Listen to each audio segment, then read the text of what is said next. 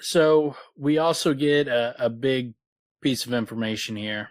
And this is one of the pieces that, I could pin down on where I have a theory on who the king that Kvothe kills could be. Because they go, oh, there's another one. He walked to the cage and returned with another dead flit, holding his tiny body tenderly as he carried it out of the chambers. I know you needed to test the medicine on something, he said from the other room, but it's a little rough on the poor little Calanthus. Beg pardon, I asked. Our Stapes is old-fashioned, Alvaron explained with a smile, and more educated than he cares to admit. Calanthus is the Eldvintic name for them.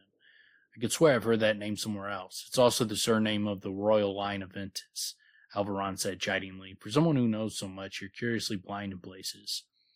And so there's a couple of pieces of information that I think point to Roderick being the king that Kvothe kills.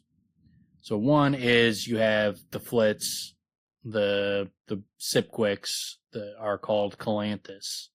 And you see that Kvothe is killing Calanthus to prove something to or to help the mayor.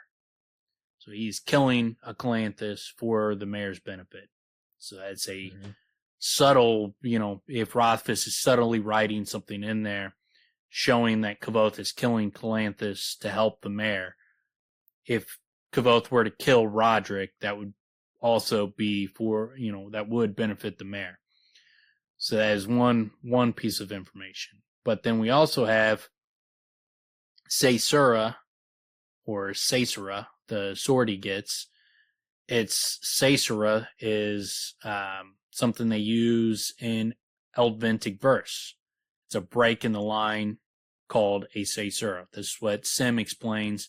The break in that line of poetry that he reads, it's called Caesura. So it's a break in the line, an Eldvintic break in the line. And so the Calanthus is the Eldvintic name for Flits. So if Kvothe were to kill Roderick with Caesura, that would be breaking the Calanthus line, an Eldvintic line, a Eldvintish line. It would be a break in the line of that family tree. And so Roderick is Calanthus. Correct. Yes. Also. Yeah. I mean, that was he's 100% Calanthus. That's what we should state it. Yeah. Yeah, that's what I just read. That was the first thing I read. Like, because he goes, Kvothe, that's what I was saying, where Kvothe was like, it's also the surname of the royal line of Ventus. Correct, yeah. Alvaron tells him, yeah. So those are two big pieces of information, because obviously the fact that those are too symbolic, there's some symbolism as far as why point it out if you're not pointing something out. Correct. Yeah. Right. Yeah. Why are those birds called Calanthus? I mean, it's the fact that it would fit nicely if there's, a symbolic thing between Kvothe killing a Calanthus for the mayor to protect the mayor or to benefit the mayor, to save the mayor, to prove something to the mayor. That's really what he was doing. He was killing the Calanthus to prove something to the mayor. And then Caesura is a break in the line, an Eldvintic break in the line. He's a family that goes very far back, the original Eldvintic line. And this, if Caesura was to kill the Calanthuses, that would be a break in the royal line. As like he mentions, Mayor Alvaron mentions that, this is the surname of the royal line. He even describes it as the royal line. So this would be a break in the line. So those. The way he states it, yes, even further sort of pushes the reader in the direction that you're going in. Yeah, and so and the fact that the way Kvothe talks about the sword, it lends you to believe that it's destined for some major shit, because when he's like, Bichette took the scabbard from the wall and sheathed the sword. Then she turned and held it out to me. This is named Caesura. Caesura. And he's like, Caesura? I asked, startled by the name. Wasn't that what Sim had called the break in the line of Eldvintic verse? Was I being given a poet's sword? Caesura. she said softly, as if it were the name of God. She stepped back, and I felt the weight of it settle back into my hands. Sensing something was expected of me, I drew it from the sheath. The faint ring of leather and metal seemed a whisper of its name, Caesura. It felt light in my hand. The blade was flawless. I slid back into the sheath, and the sound was different. It sounded like the breaking of a line. It said Caesura. And so when he sheathed it, it sounded like the breaking of a line. There's another, this symbolic fucking aspect of the writing where all these things, symbolize a sword breaking, the line in an Elventic line. So these all kind of symbolize towards Kvothe killing the King Roderick.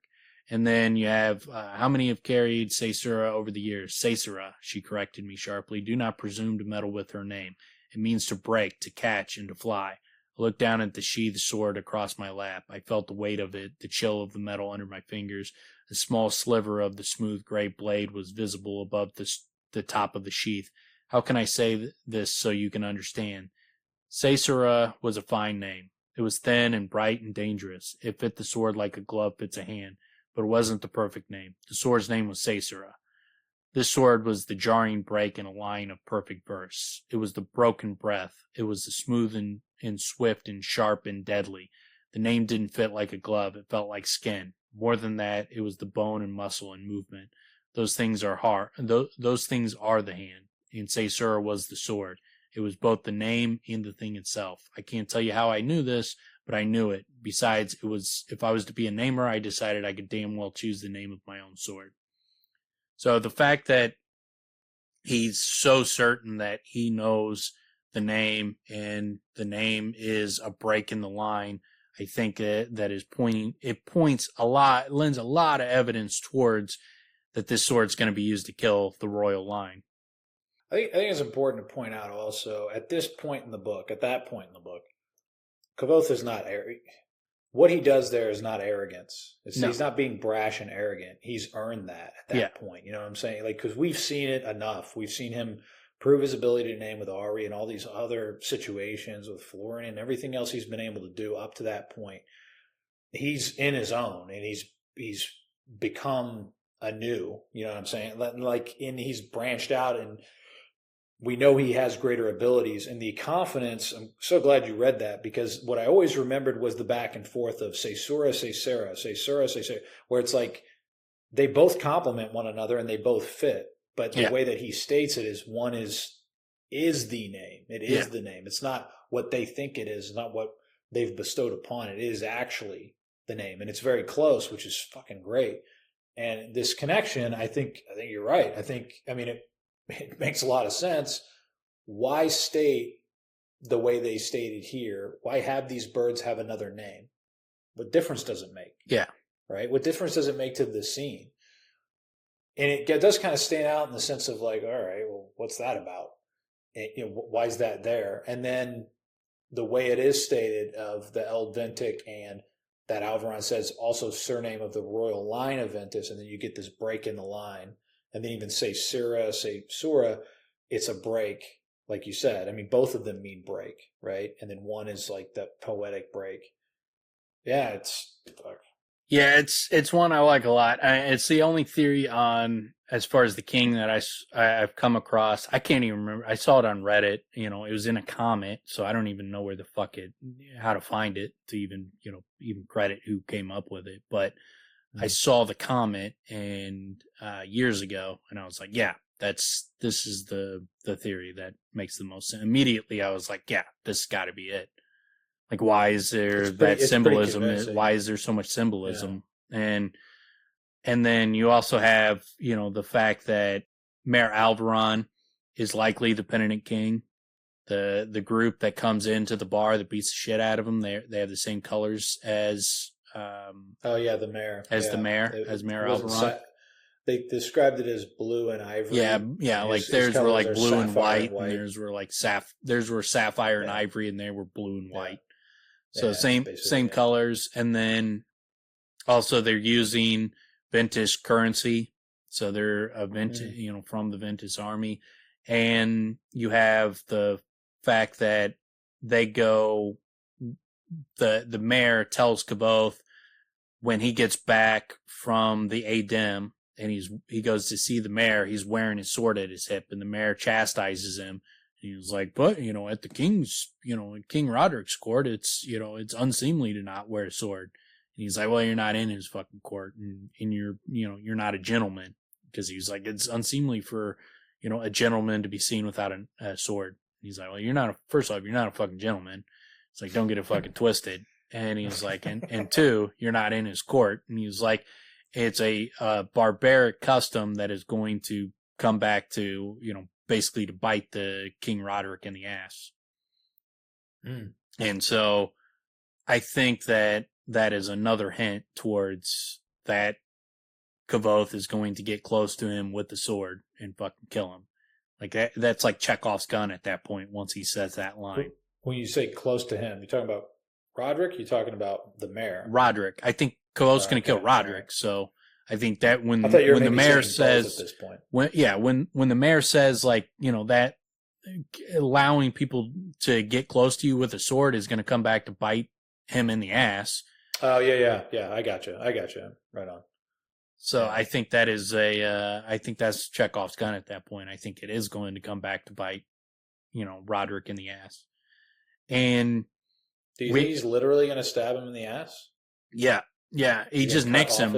He just nicks him in the ass, and he wasn't even trying to kill him. He was just trying to teach him a lesson. So he just like scratched him on the ass with his sword just to show, like, dude, I own that ass. If I wanted to, I could fucking take it. And so he just scratched him. Then the dude gets an infection and fucking dies. Gets gangrene of the ass, and you can't come back from that. Interesting. Yeah. I was going to say maybe he has the extraordinarily rare occurrence of an artery in your butt cheek, which I don't think anyone has, but he just happens to have it and just fucking bleeds out. It's like cutting the jugular for him, for Roderick. Yep. Yeah. So, yeah, it's just one of those two things. But, yeah, so we also, a couple of things I think that, could happen. So, the fact that I think the mayor is the penitent king, I think Roderick is the king that gets killed. So what I could see happening, here's like, I'm not saying this is how it's going to happen, but here's how you could tie all the whole fucking overarching theories together. It could be a situation where, let's say Ari is a princess that needs to be rescued from the Barrow King to get behind the four-plate door. To get into Faerinial, Kvothe needs the Lackless box. To get the Lackless box, the mayor wants Roderick dead.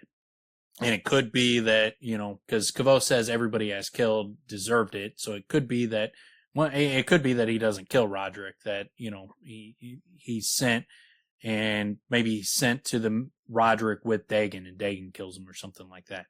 And Kvothe gets blamed for it. Maybe, like you said, he scratches his ass. Yeah. And try to kill him. Yeah. So he was just showing him how the blade works. Yeah, I'm just throwing in a third theory to the ass scratch. Okay. The ass scratch theory. But yeah, so maybe he doesn't kill him. Or maybe if there's a reason he kills him, maybe that Ari is, part of, is Roderick's daughter. Maybe she's a princess to Roderick, and Roderick's her dad, and she's trying to get away from him. Maybe he's a fucking psychopath or something. And so to protect Ari, he kills Roderick. But I think there's going to be some aspect of that either he needs to get behind the four-plate door to get to Ari, or to get to Faerinial, or there's going to be some aspect of it's either the mayor asks him to do it, or he just the Ari and King Roderick are tied together. I think there's something like that going to go on. And so if and I think the reason that Mayor Alvaron is going to become the penitent king is because he's going to have a relationship with Kvothe, who kills King Roderick. And so he's got this relationship with these Arcanis, And so he's going to become the penitent king and to go against these heathens who are performing magic, and he's going to align with the Talons. I think the real reason he's going to align with them is just a pure power move. We'll join our forces. The Talon Church, you guys join us. We'll build you guys back up to that powerful fucking empire that you were before with the Aetern Empire. I'll help you build that back up, and then you help me conquer Vent and become the king of Vent. And so I think that's why he's going to become the penitent king. Is it's going to be a power move. I don't know exactly what's going to spark it, what's going to initiate it, but I think that's likely that they're going to get together because of that. I think Kvothe is going to kill Roderick either on the mayor's behalf or because of Ari, or he doesn't even kill Roderick. It's just the mayor sets him up or something like that. So I think Roderick those are like Isn't Roderick sort of the direct ruler over the mayor? Like that's the only person over the mayor, right? Yes. Well, that would make sense. If Roderick is out, that would be the only motivating factor that would be needed. 100%. Yeah. He 100% wants the mayor, wants Roderick out of the way. Without a doubt. What I'm saying. To the point where he's not even needs is the motivating factor to then align with whomever to make it to give himself the role that he thinks he's owed. Yeah. Right. Yeah. If it's lining up with the Talon Church, so be it. Yeah. Right. Yeah, it would just be, that's what I mean. It'd be like just a power move to help him conquer and become the king of Vent. Because obviously there's a civil war going on, so there's another force that he's fighting against. So, there would be partnerships and that kind of alliances to gain power. And so I think he just makes an alliance with the Talon Church. And I think, but the reason why the penitent king is, I think, it can't be as simple as they go and tell people, I'm becoming the penitent king so that they join my side. There has to be an excuse for it. So I think the excuse could be that, he's had a relationship with Arcanus. He's had a relationship with Kvothe, the Kingkiller. And so it could becoming like penitent to renounce those, like he could have sent if the Kvothe on his behalf to go meet with Roderick. And Kvothe kills him. So now he's got to be penitent for that. Yeah. So it'd be like, well, that's not what I sent him for. Correct. But I'm the best ruler you're going to have at this point. Correct. Yeah. So I think there's going to be aspects of either something like that, something with Ari. But I think the reason he's the penitent king is because he joined with the Talons to help conquer and become king of Vent in the Civil War. And we also hear that there's 3 prince regents in where where Roderick rules in Vent. The king's court is in Rainier, and there's 3 prince regents. So his 3 sons, and for some reason people hear regents and they immediately assume that means that King Roderick has to be a little kid, and that but they call them prince regents. So that says that they're his kids are beneath him. So, because regents could mean that, someone could be a regent because the king is too young to rule. He could be like a 5-year-old kid. So you need a regent to rule in his stead. But these are called prince regents. That means that they're his kids. And so, but some people there is some people that think King Roderick's a little kid. I don't think there's any chance for that, but it doesn't make any sense based on what we hear. Especially the way the mayor talks about him. He does not talk about like this some boy king. No, and that's not. Sounds like they got a long history. Yeah, it sounds like they got a long history. But one of the king regents or the prince regents gets killed in a duel, and so now there's only 2 prince regents plus King Roderick. So I think what ends up happening is that the Kvothe kills Roderick. The other 2 sons get killed somehow. And we've seen some of the people in front of Ambrose's family have been getting wiped out. And I think what ends up happening is Kvothe ends up putting Ambrose's family on the fucking throne. And so the civil war is between Ambrose's family versus the mayor. But I think what will end up happening is Kvothe will come out of Faerinial. I think that, I shouldn't say I think what's going to happen. This is just a scenario I could see happening is Kvothe kills Roderick. He goes in to save Ari, and he's in Faerinial. Maybe Denna's there to help him. Maybe the reason Denna was in Severin was to get inside the Lackless box. So her patron had her there and was teaching her Yilish knots so she could get in the Lackless box to steal what's inside it, because he wanted her to eventually get behind the 4-plate door to get into Faerinial, maybe to release Ajax behind the doors of stone. But I think that something along those lines where it's Denna and Kvothe in Faerinial against King Phasia. Something happens where maybe he saves Devi and Ari, and Denna has to sacrifice herself. Something happens, obviously. And then he comes out after a disaster, and the doors of stone get opened up. So a disaster happens, and when he comes out, I think he's going to run into Ambrose, who has been lifted up as now he's the fucking king's son. And he comes at Kvothe at a time after this massive disaster has just happened. And Kvothe is coming out like he's just lost probably Denna. Either she's sacrificed herself, he caused her death, he had to kill her, something happened. And I think that you could see a scenario where Ambrose comes at Kvothe in this moment where he's just completely distraught, and Kvothe just rains down all his power on Ambrose and murks him right there. And that's why, like, it's shattered. It's talked about. It's this big moment that people are still talking about and everything. And this is why he had to go in hiding.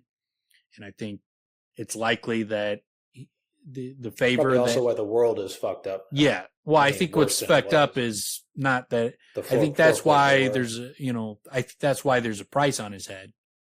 But I think but I think the reason the world's fucked up is because he killed a king, and because he opened the doors of stone. Opened the doors of the Grail. Yeah, so I think those are separate matters on why the world's fucked up. I think the price on his head is probably for killing Ambrose, and probably Roderick too. I was going to say it could be Roderick in itself, but yeah, I think both. Killing Ambrose. So yeah, I like this scenario.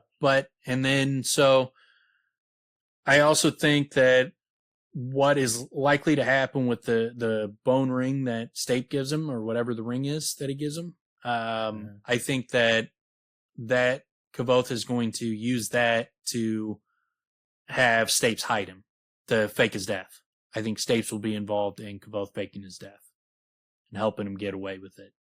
Because I think the mayor is going to be the penitent king, and I think that the mayor is going to want Kvothe dead to pay for his crimes for killing King Roderick, because he's got to play that role. And Stapes is going to be the guy that Kvothe can go to, who can be like, dude, come on, man. Like, he's fucking me over. He's fucking me over. And Stapes bails him out and helps him fake his death to get out of the situation. I like that in the sense that to legitimately fake his death in a way that's looked upon as super legitimate, I think that could be what strips him of powers. That could be why he's, in Noir, he can't do shit.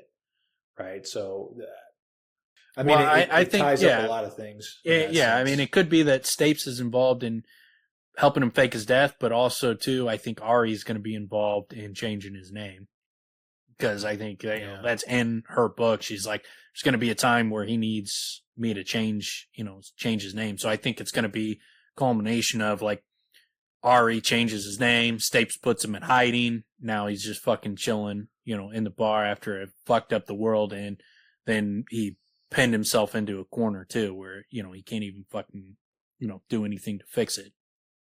Man, that's where's the boy band? That's that's before. Obviously, they got to have it's in there. Yeah, if he's killing Ambrose at the end, obviously there's a build up and a fucking high followed by a crash, and then then they, at the end of the books, they meet together in heaven, and it's like, well, you know my name. They do a little acapella. Yeah. Okay. All right. Yeah. Yep. And they see each other in heaven.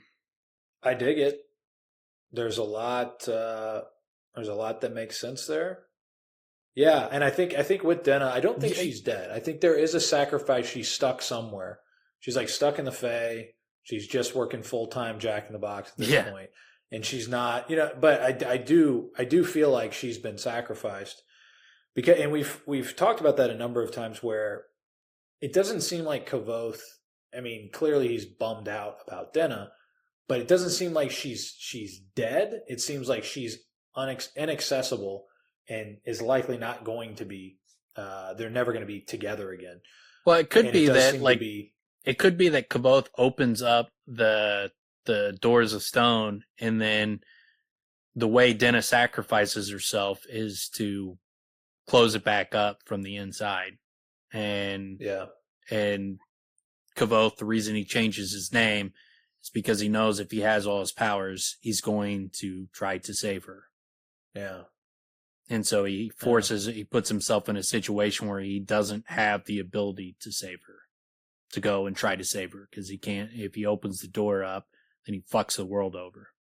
So there's some Lanre Lyra subtext going on there. Yeah. So I mean, there's ways you can come up with that are interesting, that you could wrap the story up in a very cool and interesting way. Like I think he can come up.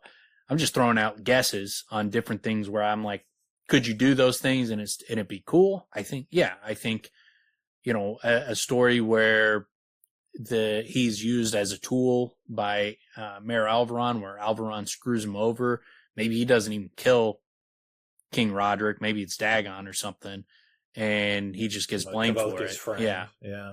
Yeah. So I could see something like that happening, or he has to kill King Roderick for some other purpose, maybe for Ari. That would be a noble, save Denna, save Ari, save somebody, So, I mean, and, Calanthus could be a complete piece of shit.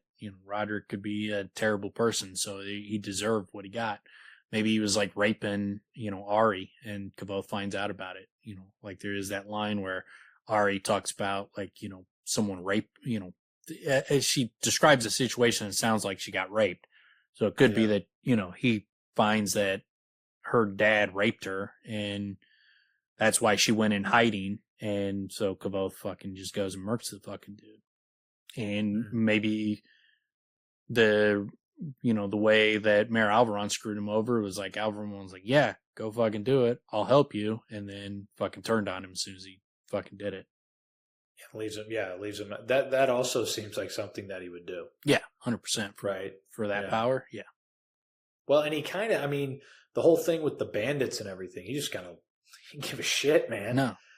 All this indebtedness he has to Kvothe, which it's ironic because right in these chapters, we get that he's seriously, I mean, he is dead set on making it up to Kvothe, and then of course all that gets kind of stunned, gets all fucked up with Melwyn and everything. But with the bandits, we get a sense that he fucking give a shit, man.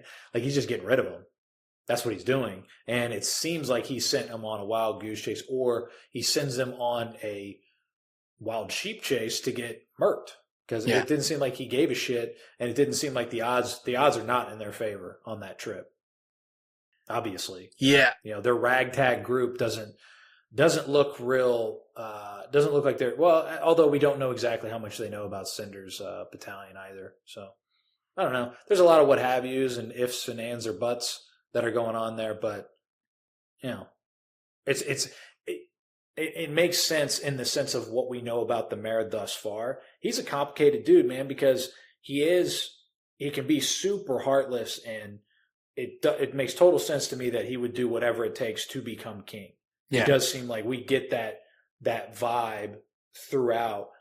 But then the aspect of the theory that I think is the strongest is that Roderick gets killed, and that the opposing sides in the war is Alvaron versus the Jackas family.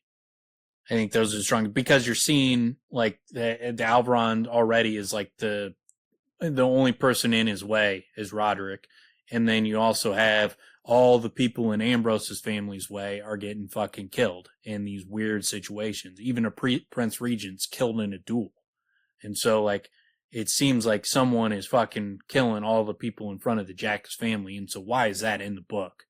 Why do they keep moving up if they're not going to end up in the position of king? And so I think it's going to be that the reason there's a civil war and Kvothe blames himself for it is because he either does something in anger because Roderick's a piece of shit, or he gets manipulated or used or something like that, or he's not even responsible, but he's getting blamed for it, but it's his fault for, not seeing what was going to happen.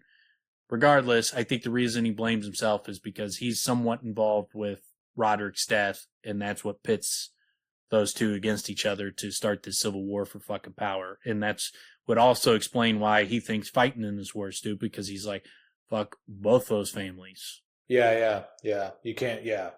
And actually, and that puts us in that place as well, because we have reasons to respect the mayor, but also not to. We don't really have a lot of reasons to respect the Jackasses. No. We're literally just like, fuck these guys, man. Ambrose is just, he's awful. He's horrendous. And why else would Kvothe, it's not just like he blames himself for the start of the war. He also thinks the war is stupid. He's like, if once you hear the story, you won't want to fight for these guys. So he's not only like, I'm to blame, but these guys suck too. He's not like there's some noble causes on either side, and I push them into this situation. He's like, once you hear the fucking story, man, you're not going to want to go fucking die for these guys. So it paints, his decision in a bad light, but it also paints the two kings, or the two forces that are fighting for power in a bad light. So I think it's likely that, that would be the mayor and the Jackas family, because otherwise, like, he's got to introduce an entirely different family that we don't know shit about, and why are we gonna, where are they coming from? Yeah, it would seem more natural to cash in on what he's built with Ambrose, right? Yeah, I dig the conjecture. There's a lot of sensibility. A series of unfortunate events, it seems.